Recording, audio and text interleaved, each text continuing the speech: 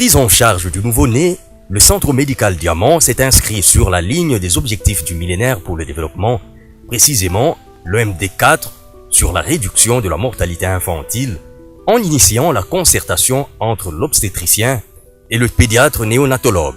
Nous allons parler de la prise en charge du nouveau-né ici chez nous au Centre médical Diamant. Comme vous le savez, les Nations Unies s'étaient fixées ce qu'on a appelé les objectifs du millénaire pour le développement à atteindre d'ici 2015. Parmi ces objectifs, il y a l'objectif 4 qui porte sur la réduction de la mortalité infantile, surtout chez les enfants de moins de 5 ans. Les efforts ont été fournis sur le plan statistique. On constate qu'il bien sûr il y a eu une réduction de la morbimortalité chez les enfants de moins de 5 ans, mais chez les nouveau-nés, il n'y a pas des efforts.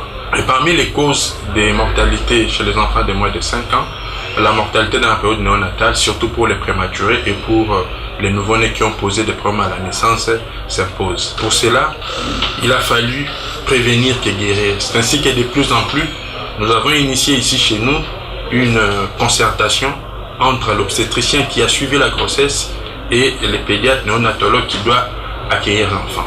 Comment les choses se passent ici chez nous? La femme suit les CPN auprès d'un obstétricien.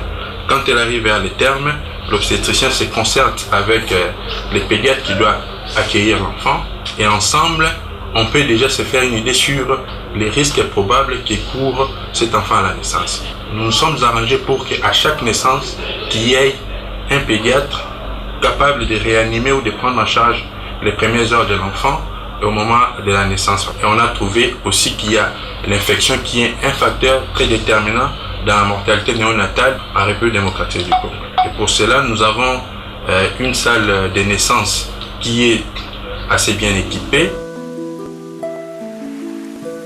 Avant même que l'enfant ne sorte, donc nous avons à préparer et apprécier notre matériel. Là, nous avons une table chauffante que nous allumons plutôt pour essayer de chauffer, parce que dès que l'enfant quitte le sein de sa mère, il ne doit pas passer en hypothermie, on doit le placer sur la table pour bien le chauffer.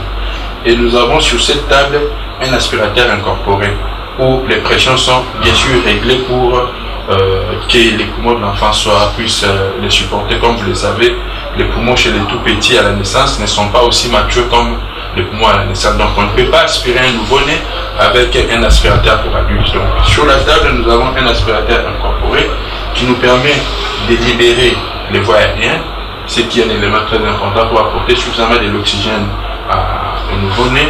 Et là, nous avons un chronomètre qui est également incorporé sur cette table. Ça nous permet de prendre à différents temps les scores d'Apgar qui déterminent en fait le pronostic du nouveau-né. Et nous avons des capteurs qui nous permettent également de surveiller régulièrement la température du nouveau-né. Si le nouveau-né n'a pas posé de problème, après, bien sûr, on a fait tous les soins nécessaires pour le nouveau-né. Nous pouvons, dans un premier temps, les garder dans la couveuse s'il nécessite qu'on puisse continuer à contrôler sa thermorégulation. Et ensuite, le nouveau-né qui ne pose pas de problème est remis entre les mains de sa mère, bien sûr avec des recommandations sur la prise en charge du nouveau-né dans les premières heures de sa naissance.